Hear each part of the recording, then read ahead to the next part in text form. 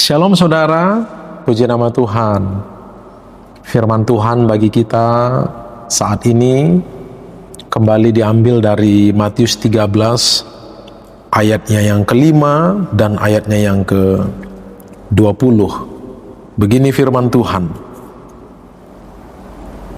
Matius 13 ayat 5 dan ayat 20. Sebagian jatuh di tanah yang berbatu-batu, yang tidak banyak tanahnya. Lalu benih itu pun segera tumbuh karena tanahnya tipis. Ayat 6, tetapi sesudah matahari terbit, layulah ia dan menjadi kering karena tidak berakar. Kita langsung ke ayat 20. Benih yang ditaburkan di tanah yang berbatu-batu ialah orang yang mendengar firman itu dan segera menerimanya dengan gembira. Ayat 21, tetapi ia tidak berakar dan tahan sebentar saja. Apabila datang penindasan atau penganiayaan karena firman itu, orang itu pun segera murtad. Haleluya. Tentu kita tidak mengharapkan salah satu atau siapapun di antara kita berkeadaan seperti ini, ya. Namun ini patut kita renungkan. Jangan sampai kita terlalu percaya diri seolah-olah kita ini orang yang sudah sangat baik dalam beribadah kepada Tuhan.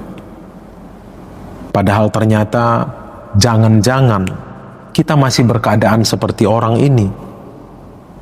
Kita orang yang mendengar firman dan menerimanya dengan gembira, tapi tidak memiliki ketahanan yang cukup, sehingga ketika kesulitan, ketika tekanan datang, ketika badai hidup menerpa, dengan sangat mudah akhirnya kita menyerah. Firman Tuhan kepada kita dari tipe kedua orang yang menerima firman itu, dikatakan firman itu jatuh di tanah yang berbatu-batu, yang tidak banyak tanahnya. Lalu benih itu pun segera tumbuh karena tanahnya tipis. Tanaman membutuhkan tanah yang cukup, tidak sekedar untuk dia menerima asupan nutrisi yang cukup dari tanah itu, tapi tanah yang cukup banyak dibutuhkan supaya tanaman itu bisa merambatkan akar-akarnya, sehingga akar-akar itu menopang dan memperkuatnya, sehingga tanaman atau tumbuhan itu dengan sangat kokoh berdiri sekalipun badai menerjang. Namun dikatakan ternyata orang yang mendengar firman Tuhan dan menerimanya dengan gembira, tetapi tidak berakar, maka dia dengan sangat mudah menyerah, dikalahkan oleh keadaan. Dikatakan apabila datang penindasan atau penganiayaan karena firman itu, orang itu pun segera murtad. Perhatikan, penindasan atau penganiayaan karena firman itu. Jadi jelas ini penindasan atau penganiayaan karena iman, ya, karena firman yang kita dengar. Bukan kesulitan ekonomi ini. Ini bukan masalah ekonomi. Ini bukan soal kesulitan-kesulitan hidup secara fisik, ya. Tapi berbicara tentang penganiayaan atau penindasan karena firman. Apa itu penganiayaan atau penindasan karena firman? Barangkali kita dicemooh oleh karena kita beriman kepada Yesus Kristus, yang orang tidak percaya katakan itu manusia yang dijadikan Tuhan. Ada juga yang berkata dia tidak mati, tapi dia diserupakan atau digantikan oleh orang lain. Dia bukan Tuhan, dia hanya nabi, dan sebagainya dan sebagainya. Ya. Kalau firman Tuhan yang kita dengar itu tidak berakar kuat, di dalam hati kita, maka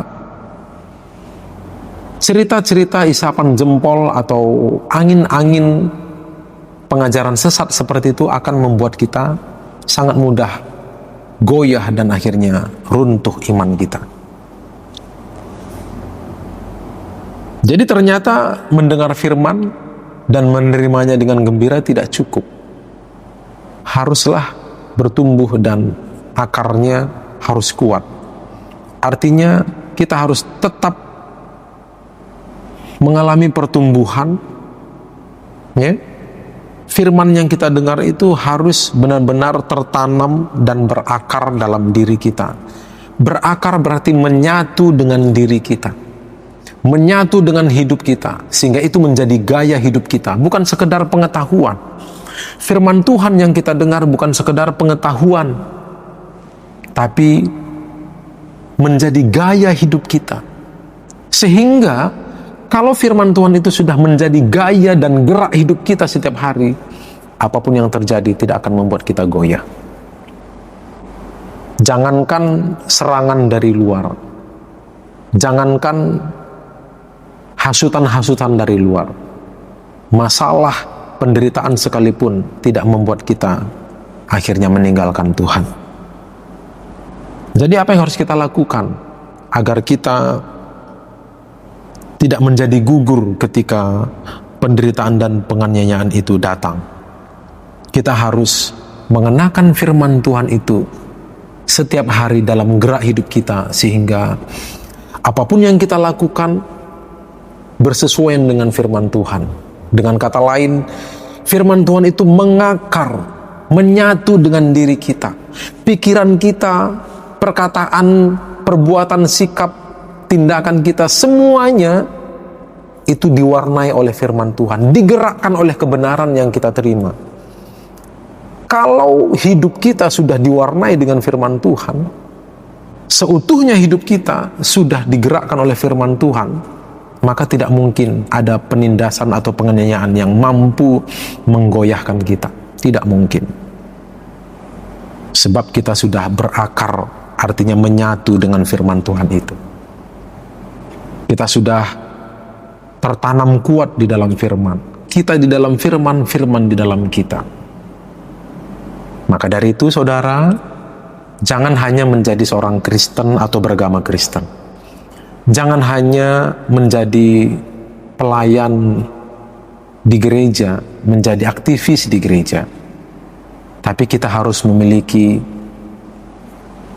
kesatuan dengan firman.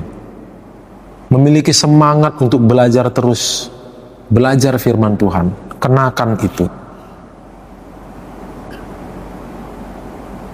Kita renungkan dan kita lakukan, sehingga firman Tuhan itu benar-benar menyatu dengan diri kita. Semoga menjadi berkat. Tuhan Yesus memberkati. Shalom.